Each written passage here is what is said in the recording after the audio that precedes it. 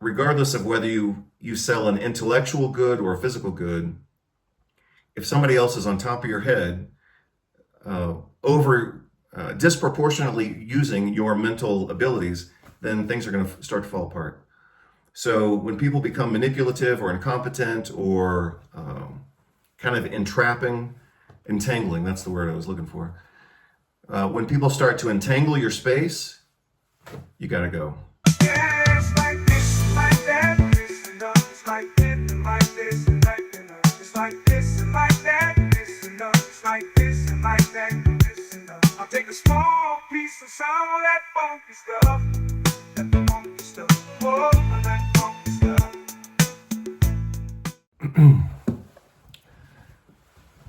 What's going on, everybody? Dr. Vasquez here, coming to you live. And you know, in the blog that I have, healthythinking.substack.com, obviously I talk about a lot of different things. Mostly I talk about health and nutrition and medicine and diet and protein and mitochondria and vitamins, especially vitamin D, because vitamin D is kind of a cornerstone nutrient in ways that other nutrients are not. But, you know, without diving into that topic right now, vitamin D affects, you know, a significant portion of gene transcription, and it affects a lot of different systems. So that's why I talk about it. I talk about infections and dysbiosis and all that kind of stuff. But I also talk about things that interest me, like art and architecture, and things that music and politics. But also, every now and then I talk about business, because as I learned, and I don't recall the guy's name right now because this is an audio book that I listened to like 25 years ago. Yeah, 25 years ago. I don't remember the guy's name. I think it was something called like Transforming Your Relationship with Money or something like that. Really good. It was 2 cassettes, as I recall. Kind of casual and kind of time frame, so to speak. Most of his advice was kind of relative to that particular time. For example, when banks were paying, 10% interest, which obviously they're not paying right now. But he still had some good advice. But one of the things he said in that book, I think his first name was John, but I'll have to look it up if I can find it. And I'll put it in the video. One of the things he said in his conversation was, he said that every person is a business. Even if you're not in business, you still have to make money, you spend money, you budget your money, you save your money, you invest in things. Hopefully at some point you buy your own house, and then at some point you're going to sell that house and hopefully make some money on it. With cars, that's obviously much more difficult because cars tend to devalue and houses tend to appreciate. But again, the point is, everybody is a business. Even if you're not officially in business, you're still a business. Any single person, any individual has all the characteristics of a business, You have to produce something, you have to do something, you either provide a product or you provide a service, and that's how you make money. And then with the money that you make, you have to budget that out and try to make it grow, hopefully. So every once in a while I talk about business. I think the first video I did on that topic was like a spontaneous video I did when we were living in Miami, and I just did it on the beach. And that was because on that particular occasion, I was in kind of a really intense dynamic with a group of people about contracts and money and all this kind of stuff.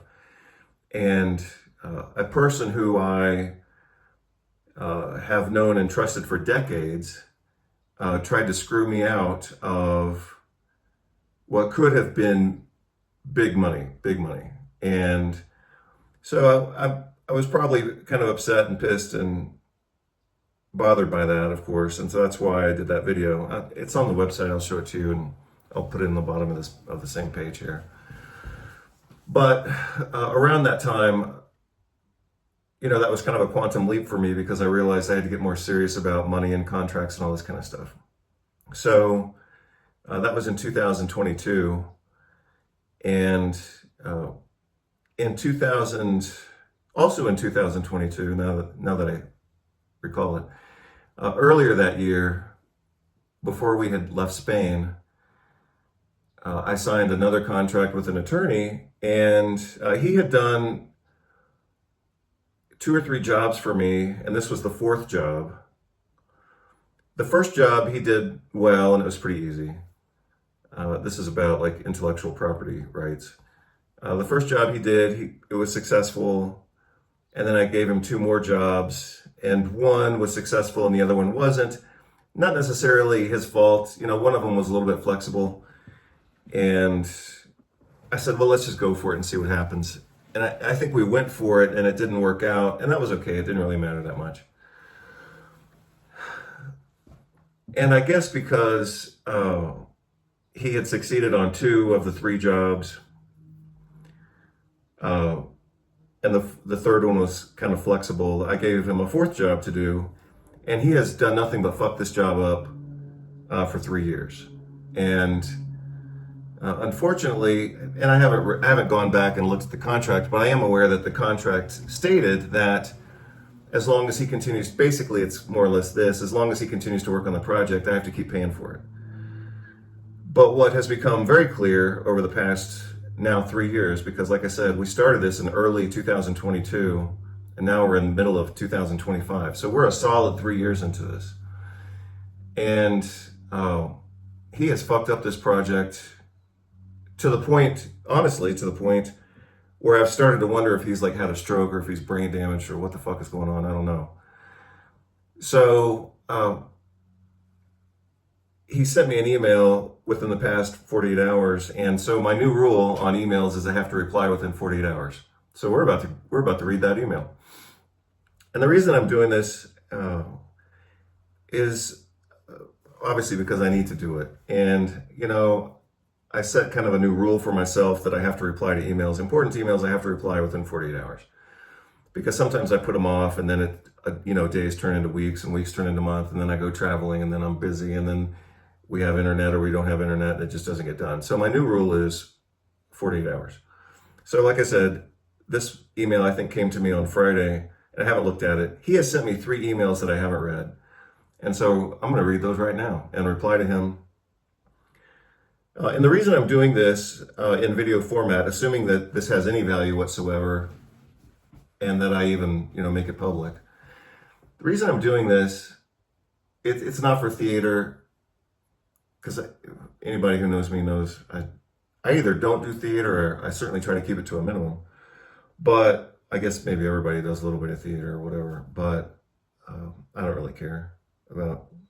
There are a lot of things I don't care about, but anyway, theater is definitely one of them. Like interpersonal theater.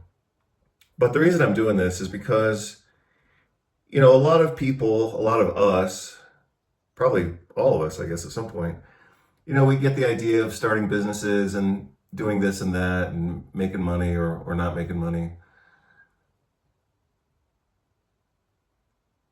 But, it's not all glamour and gleam, so to speak. A lot of times we have to do stuff we don't want to do.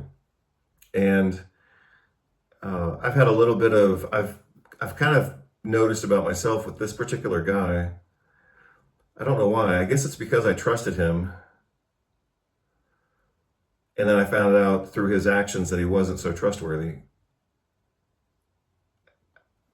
Not simply because he hasn't been successful in what we're trying to accomplish, but he's actually just fucked it up. I mean, if he had made a really good effort and we had worked hard on this project and it didn't go through for other reasons, then I'd say, well, we gave it a good shot. Just like with the other one, we gave it a good shot. It didn't go through, and I didn't really care that much, so let it go. But this is something I actually do care about, and I trusted him, and it's been a big fuck up.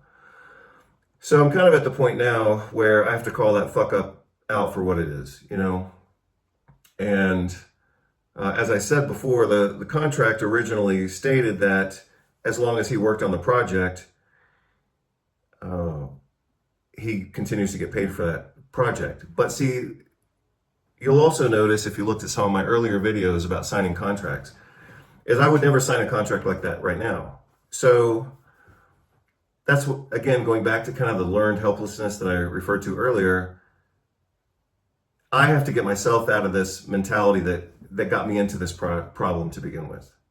So the mentality that I had when I got into this contract 3 years ago is that he was going to be a competent professional and do good work, right?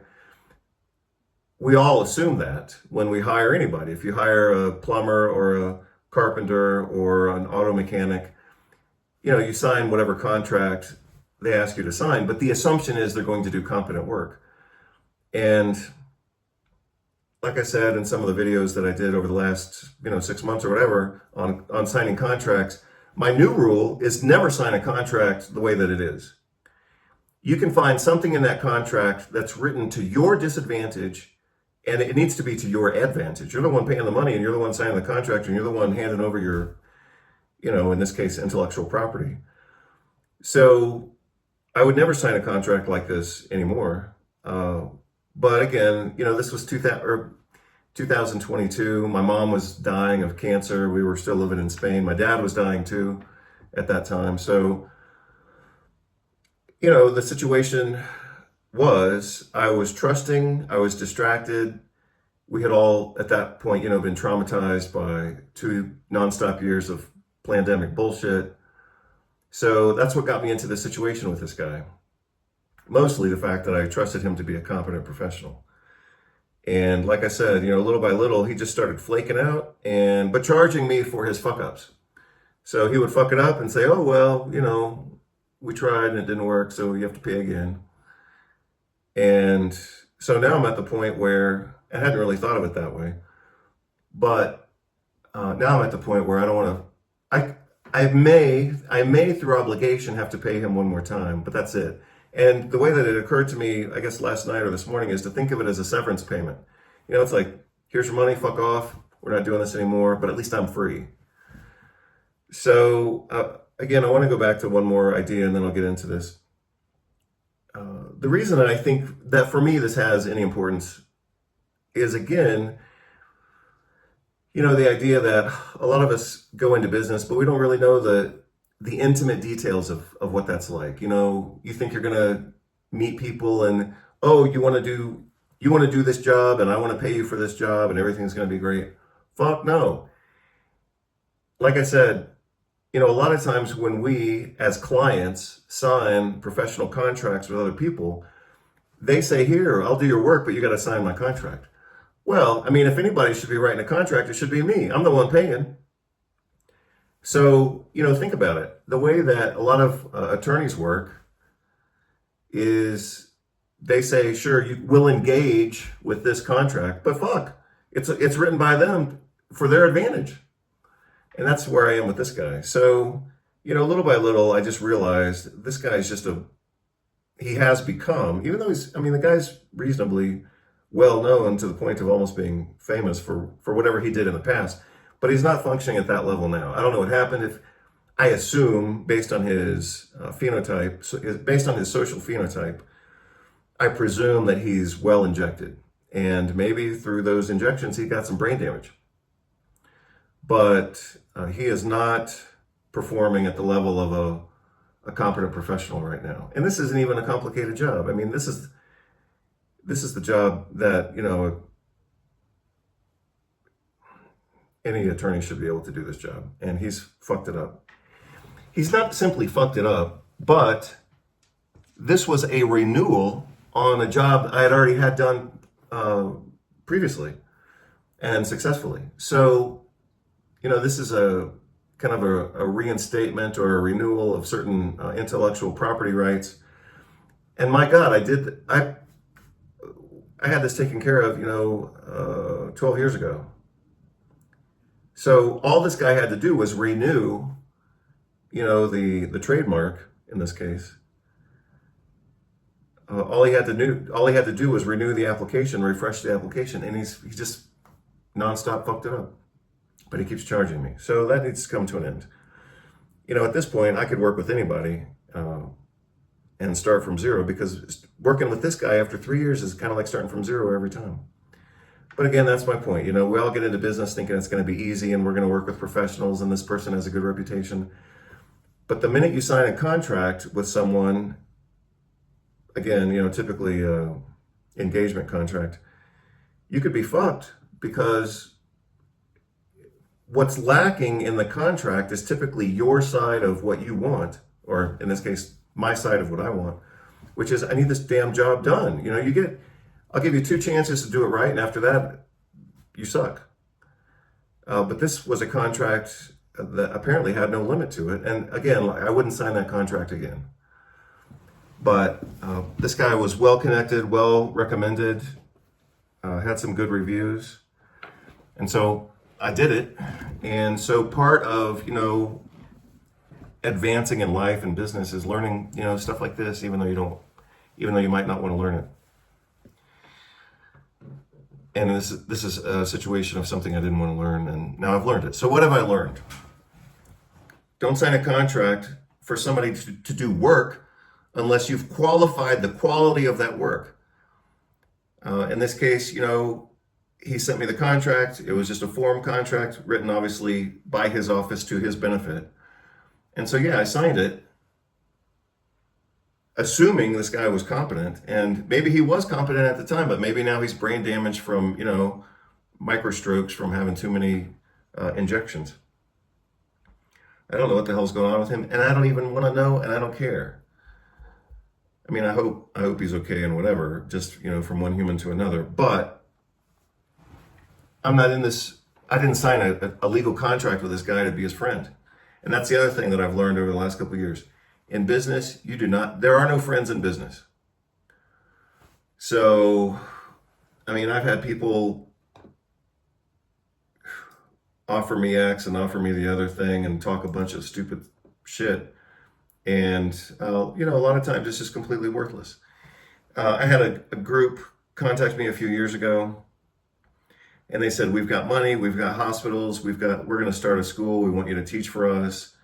We've got, money, gold reserves, we've got money on internationally reserved, so we're stable and all this kind of stuff. Turned out to be the biggest pile of bullshit that I've ever seen in my life.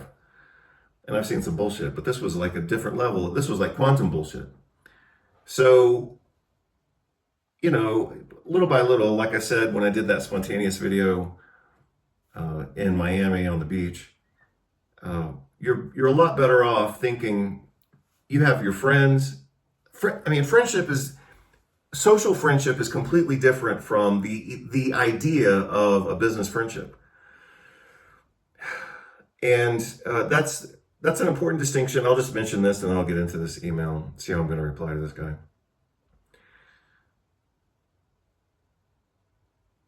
But you can't, a person cannot, and I've learned to not, a person cannot confuse friendship with community with network. So friendship is you just bum around doing whatever the hell you want with whatever your friend is. Like when I was a kid and had my friends, we would go surfing and go skating and go biking and doing whatever. That's friendship. Friendship is time spent together that pretty much has no goal other than we're going to go get a burger or we're going to go, do whatever we do, but go shopping or whatever. But that's friendship. You're just palling around. Community is a group of people who come together for the purpose of being together in a way that's mutually beneficial, So, for example, I've been in some men's groups, in Seattle, Portland, Houston, Fort Worth, Austin. And that's community because we are coming together for the purpose of being together and achieving something. But the achievement is internal to the group. What we're achieving is mutual benefit. That's called community. So friendship, and this isn't necessarily a hierarchy, so I'll do it this way. So friendship is you're palling around, passing time, and you enjoy each other's company. Community is we spend time together for mutual benefit. Personal growth,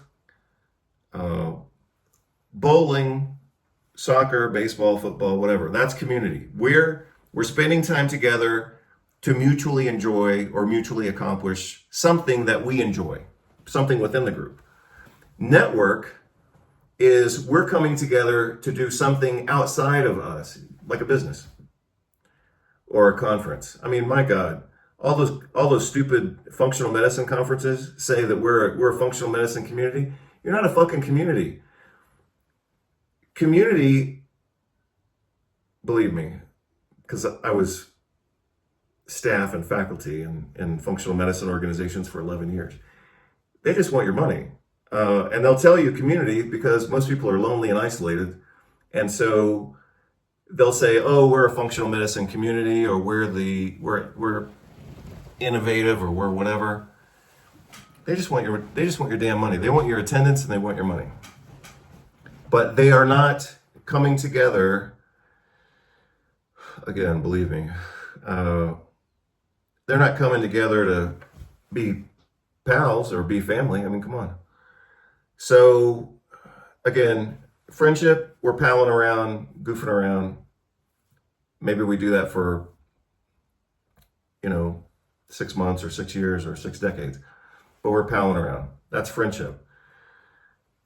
Community is we're spending time together, usually for a defined purpose, but it's for our mutual personal benefit within like emotional, social growth or whatever, or, some level of important pleasure, I suppose. Whereas network, again, is, yeah, we're friends, but we're here to make money, So don't confuse a business network with, oh, we're buds, or we're community, or we're family. No. So anyway, like I said, a lot of us get into business and we have no idea what we're getting into until we gain experiences, and usually those are betrayals. So a betrayal can only happen with someone who you or I have trusted, right?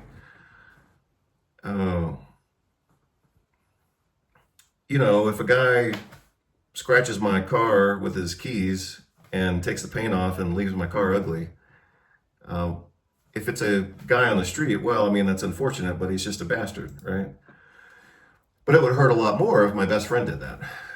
Or, some family member who I'm supporting and trusting and trying to have a relationship with. If they screw, if they cause me damage, then it would hurt a lot more, right?